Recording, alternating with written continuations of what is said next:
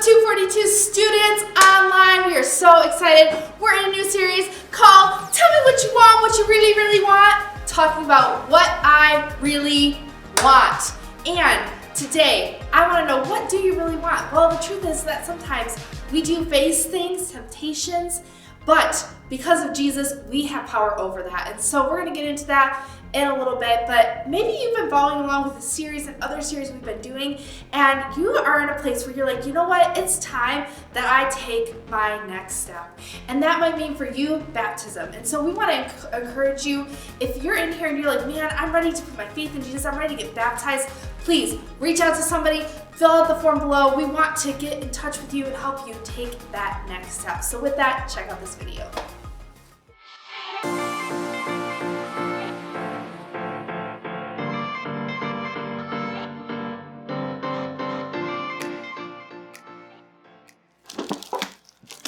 Hey friends, it's Bobby. So I have a couple questions for you, especially if you have a sweet tooth. So which do you like better, Snickers or Milky Way? Or do you like Crunch or M&Ms? Or how about you like Twix or Starburst? I think out of all these candies, my favorite would probably be the M&Ms. M&Ms are so good.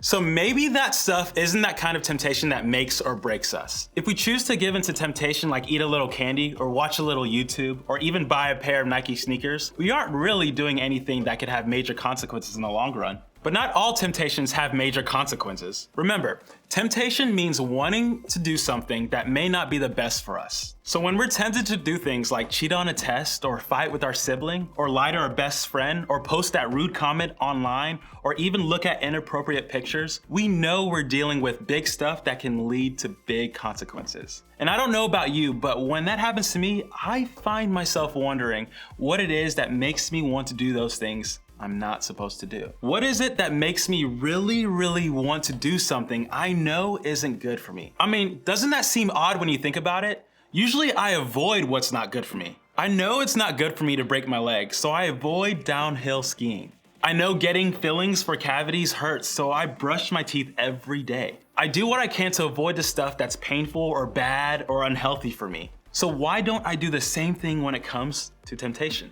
I don't know about you, but I struggle with this a lot. When I find myself tempted to do something that I know isn't good for me, it makes me wonder what is wrong with me. I mean, why can't I just get it right?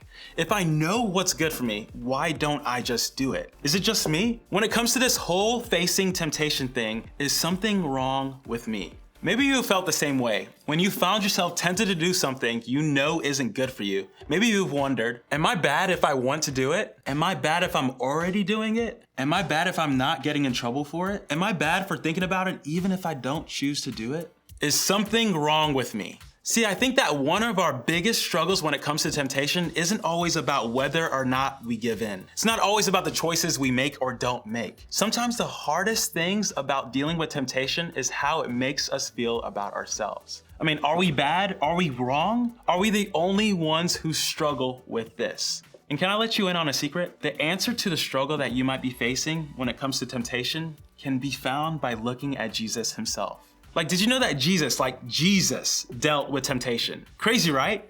Like the one that died for our sins. Like the one that never, and I mean never, made a mistake or misstep. The one who is the Son of God himself. Even he dealt with temptation. I don't know about you, but just knowing that makes me feel better. See, just before Jesus started traveling and teaching about God while he was here on earth, he went to the desert to pray and fast and prepare for what was to come. That might seem weird to us, but for Jesus, it was completely normal. He wanted to spend his days talking to his Father and away from any distractions, including food. I mean, Jesus was basically a superhero. But right at the end, on day 40, the temptations started. I mean, have you noticed that temptation finds us in a similar way? It usually comes when we're not our best selves. Like when we're super tired or really lonely or when we're like fed up with life, that's when temptation shows up and it's hardest to resist. That happened with Jesus too. Now, it's true that Jesus wasn't tempted to steal a cool pair of jeans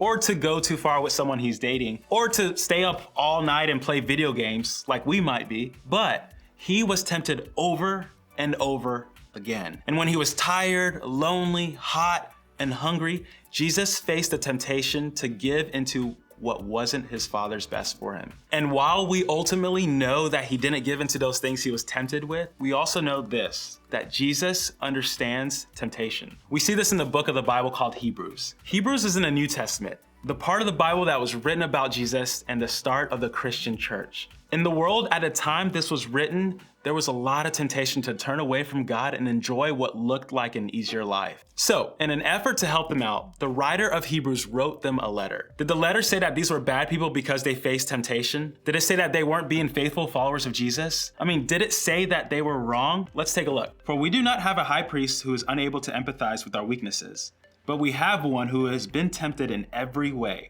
just as we are. Yet, he did not sin.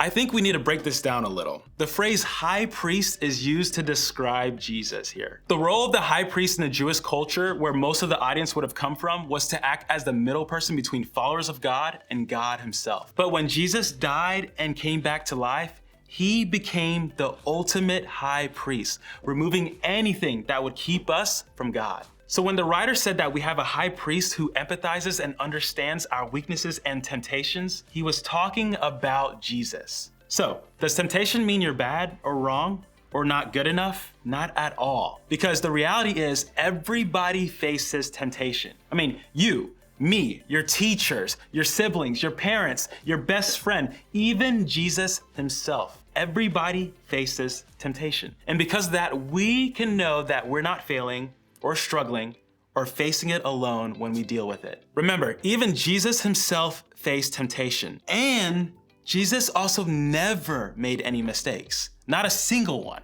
So, what does that tell us? It tells us that facing temptation isn't wrong. It's not the desire to do something that's wrong. It's what you choose to do with that desire that can lead you down the wrong path. The last part of the verse reminds us that when he was faced with temptation, Jesus made the choice to resist. He didn't let it lead him into making a bad decision. And the same can be true for us. Temptation doesn't have to lead into sin. And I think one of the things that can help us choose not to give in and move toward a mistake is remembering that in facing temptation, we're not alone. We can remember that in Jesus, we find somebody who gets it. Remember, everybody faces temptation. And because we know that's true, here are a few things we can do the next time we find ourselves struggling with temptation. First, remember what's true about you.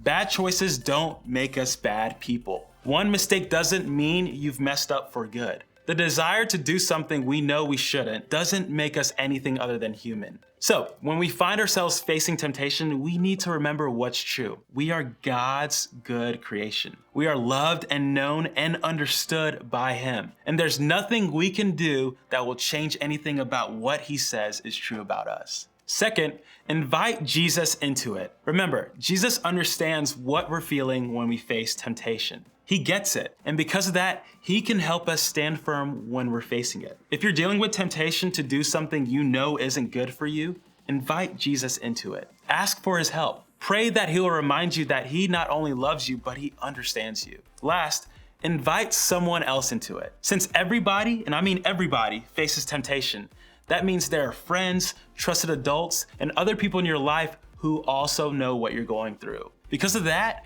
you don't have to face temptation alone. Tell a trusted friend or an adult like a group leader about it. Invite them to encourage, support, and walk with you as you work to choose God's best for your life. That's why we do groups. Your leaders and friends in your group can be so helpful in navigating this stuff with you. Remember, everybody faces temptation, and that means you can face it together.